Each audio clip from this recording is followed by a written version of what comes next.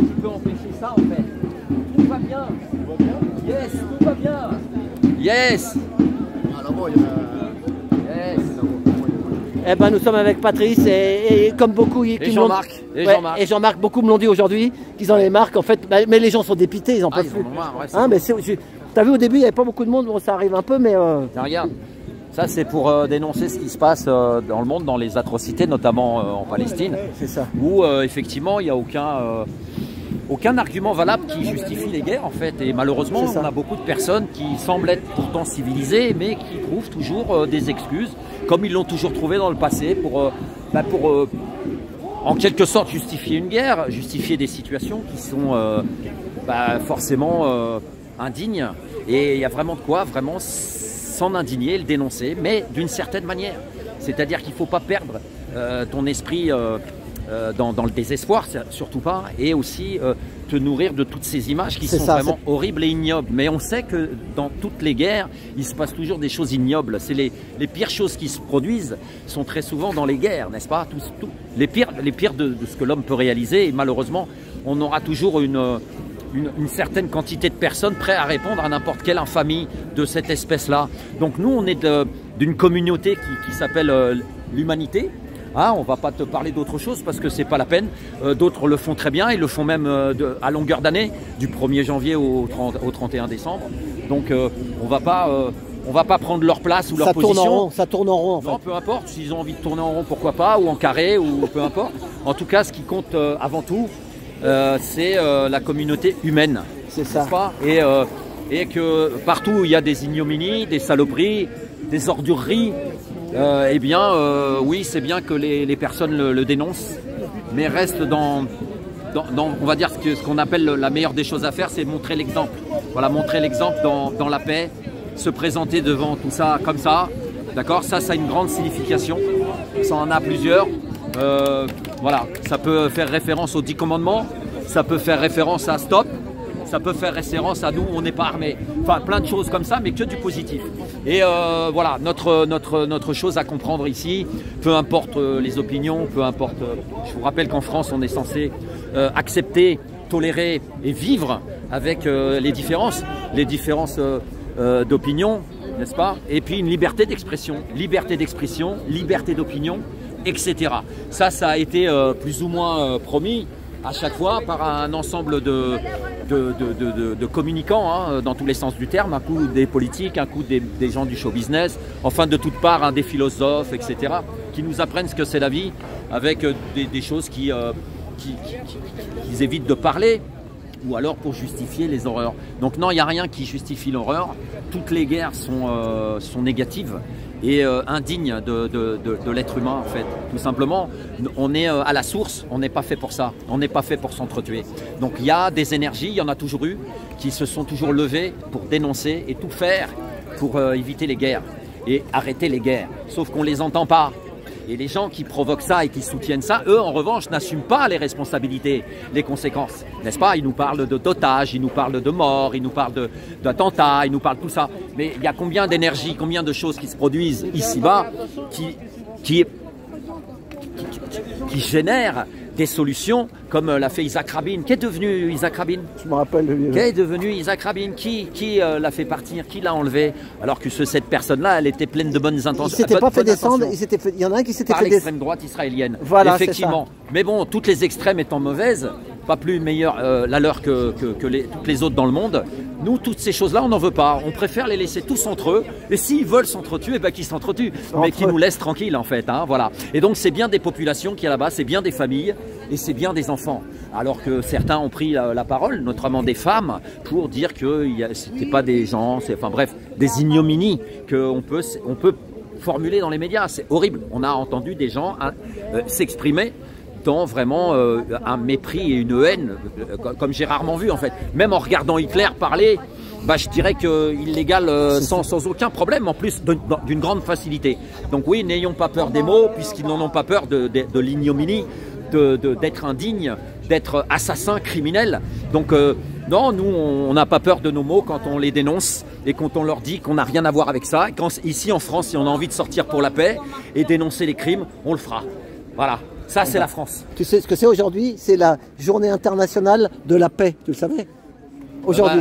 Mon pote, il est inexcusable parce qu'on a trimballé on a eu le privilège. On l'a trimballé parce que dans les transports, il y avait des choses qui n'étaient pas évidentes à transporter, etc. Enfin, voilà, à avoir avec nous.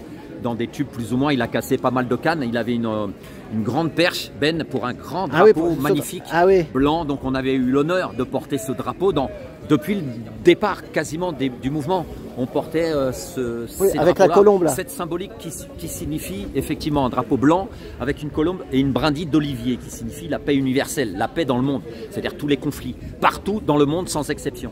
Et au passage, j'entends parfois des gens discuter, libres à eux de discuter, libres à eux, comme tu disais tout à l'heure, de tourner en rond et autre chose aussi, hein, parce qu'il y a toujours des choses pertinentes et intéressantes, libres à eux de parler, mais en revanche, ce qu'il nous faut savoir, parce que j'entends beaucoup et je sais lire entre les lignes, pas trop dans les contrats d'affaires, etc., tout ce qui est administratif. En revanche, quand quelqu'un s'exprime, j'arrive à comprendre et à capter les énergies, les intentions, etc. Ça, c'est l'expérience et l'intuition qui fait le travail, j'ai aucun mérite. Mais je vais à exprimer quand même, parce qu'il y a des énergies, il y a des gens qui nous parlent d'histoire, hein, qui remontent sur l'esclavage, qui remontent sur plein de choses comme ça, mais pas pour faire un travail d'histoire et nous raconter l'histoire, non, pour réanimer tous ces problèmes. Et donc, à partir de ce moment-là, quel que soit le chemin, quel que soit ce qui s'est produit dans le passé, ça doit jamais, mais jamais nous emmener à des divisions et à une haine envers quiconque. Écoutez bien ça, les personnes, les différentes communautés là. J'entends hein, la communauté noire, etc.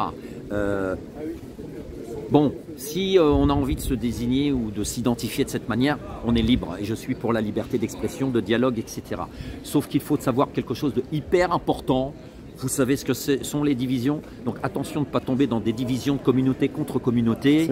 Et il y en a qui voudraient ça, ils voudraient le faire ça. Mais bien sûr, il y a tout un dialogue, il y a des gens qui s'y prennent de manière très malicieuse en nous parlant du passé, des conséquences, de tout ce qui s'est passé, comment les gens ont été traités, les ignominies de la guerre, les ignominies du racisme et de tout ce qui a été esclavage, n'est-ce pas? Bien évidemment, mais on peut en parler. On peut savoir ce qui s'est passé et essayer d'éclaircir l'histoire. Ça, c'est tout à fait compréhensible et certainement pas nuisible. En revanche, ça ne doit pas nous emmener dans des divisions et surtout dans une haine vis-à-vis de quiconque. Et c'est là que c'est important, c'est que quel que soit votre chemin, si ça vous mène à la haine, c'est pas le bon chemin. Voilà, c'est aussi simple que ça. Ok, ben merci Patrice. Parce qu'il est regrettable d'entendre beaucoup trop de personnes parler un peu de tout et pour en venir à quoi en fait? C'est ça qui est important. Voilà. Oui, tu parles de choses qui sont vraies, je comprends ce que tu dis, etc. Mais tu veux en venir à quoi en fait? Tu vois? Et là, c'est le truc ouais, ces gens-là, et puis ils parlent de gens qui sont pas pareils qu'eux. Non, ça va pas. Ici, en France, comme d'autres pays, on est capable de vivre ensemble avec respect. Et c'est ça qui est important. Il faut surtout pas laisser des personnes exprimer des choses haineuses. Même au niveau de la musique, on est quand même en France, hein, le mec il a dit la musique nègre, il a dit. Mais j'ai envie de te dire que ce politique qui s'est présenté, hein, un gars comme Zemmour qui se présente aux élections présidentielles, qui a quand même été condamné aussi. On nous avait expliqué que quand on était condamné pour certaines choses, on n'avait rien à dire, on n'avait rien à faire dans le paysage français. Et bien apparemment, quand on n'est pas trop bête et qu'on s'intéresse un peu aux choses et qu'on analyse quand même les choses de manière raisonnable, eh bien on s'aperçoit qu'effectivement Zemmour peut se permettre, parmi d'autres, se permettre d'avoir certains propos. On n'aurait pas le droit de choisir le prénom de ses enfants de manière libre. Mais qu'est-ce que ça veut dire? Qu'est-ce que c'est que ces conneries? Comme diraient certains, si on avait fait ça pour d'autres, si on avait eu les mêmes arguments, le même dialogue pour d'autres communautés, ça aurait fait un scandale. Le gars, il se fait insulter sur les Champs-Élysées, ça fait un scandale. C'est un truc de fou. Nous, on se faisait insulter dans les salles de cinéma chaque week-end sans arrêt. Et on n'en faisait pas un événement. Donc le gars s'est fait insulter. Pourquoi? Bah, c'est normal. Il y a des choses qui sont exprimées, il y a des choses qui sont faites, et les gens ne sont pas toujours d'accord. Et quand ils te voient, bah, parfois tu as droit à une réponse à tout ce que tu as pu exprimer depuis des années, puisqu'ils ont tribune sur les plateaux télé, etc. Chose que les gens n'ont pas. Ils n'ont pas le droit de parole, si peu. Donc c'est un petit peu normal que certaines personnes qui se permettent d'exprimer énormément de choses, pas toujours très saines, aient des réponses quand ils sortent à l'extérieur et qu'il y a du monde. C'est le retour du bâton, le peuple qui s'exprime. Donc voilà, on n'a pas besoin de faire de scandale pour un gars qui se fait insulter, même s'il est dans l'Académie française, alors que pour les personnes, les êtres humains, qui sont dans la rue, dans notre pays, qui se sont fait éborgner et mutiler, bah, je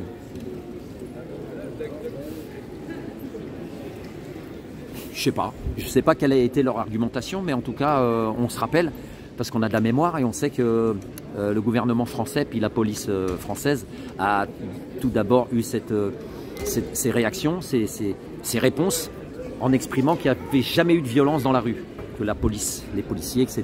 n'avaient jamais été violents. Ils ont commencé par dire ça et après ils ont fait pire, ils ont légitimé ça. Donc non, il n'y a rien qui justifie de mutiler ou d'éborgner quiconque, tout simplement. Ouais. Et ces choses-là, nous on y tient. Les promesses de liberté d'expression, liberté d'opinion, l'état de droit, etc. C'est pas rien. Et même ton corps, ton organisme t'appartient. D'accord? Tout ça, c'est important. Toutes les lois qui nous protègent, notre intégrité en tant qu'être humain, sont non négociables. Et c'est à partir de ce moment où il y a des gens qui passent des décrets et qui passent outre, on a de fortes raisons de s'inquiéter. Les gens ne s'inquiètent pas pour rien. Je voulais te dire, parce qu'au début, je sais pas, tu l'as dit, mais tu es un peu comme moi. C'est pas parce que tu es là que tu es plus à gauche. Hein? Non, j'ai pas voté moi là. Non, je sais, mais. Non, j'ai pas voté. Non, c'est ça. Ce sont des acteurs et. C'est ça, voilà, non, explique ça, voilà. Voilà, parce qu'il y en a, tu sais, quand on est là aujourd'hui, il y en a qui vont dire, oh, t'es ci ou t'es ça, mais moi, je suis pas tout ça.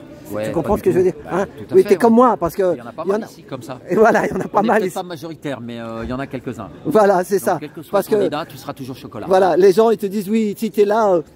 Bah, c'est parce qu'il y a du monde, on est là. Non, voilà. Il y a surtout quelque chose qu'on ignore. C'est ça, parce que sinon, moi, ça me fatigue. On est tout le temps, quand ils nous disent t'es gauchasse ou t'es droitasse, on n'avance pas. On sera là dans 50 ans. C'est fait exprès pour diviser. Ça me fatigue, moi, ça. Voilà, tout ça. Au bout de 6 ans. Toutes ces énergies de division et de problématiques. Le pire, c'est que certains d'entre eux, quand on arrivera à des choses irréversibles et catastrophiques, ils ne seront même pas conscients qu'en fait, ça a été des freins et des blocages plutôt que de recherche de solutions et d'aider à ces solutions ou de participer ou de contribuer ou de générer ces solutions. C'est ça. Voilà. C'est ça, c'est le truc. Libre à eux de discuter, libre à eux de s'affronter, libre à eux de penser la gauche, la droite. C'est ça. Laissons-les. Dans quelques années, ils diront qu'ils savaient, qu'ils étaient comme nous. Nous, on sait déjà qu'ils ne sont pas comme nous du tout. C'est ça. Parce que ceux du pouvoir, eux, ils savent. Bon, ben voilà, merci. Ils savent. Moi, tu me donnes. Que ton énergie, leurs énergies est importante. Même tes paroles, ça m'a fait du bien, ça va faire du bien à beaucoup de gens aussi. L'énergie des gens qui sont ici pour protester contre ce qui les indigne ou ce qui les indispose, à forte raison. C'est ça. Cette manière de faire, cette manière de penser, elle sert le mauvais. C'est ça. Mais ça, on ne le sait pas tous. C'est ça. Mais on commence à l'apprendre petit à petit. Eh ben merci parce que. Namasté. Namasté. Salut Patrice, rentre. Bon week-end, merci beaucoup. Ah putain, il m'a fait du bien. Voilà. Eh ben, à plus dans le bus. Merci pour tout.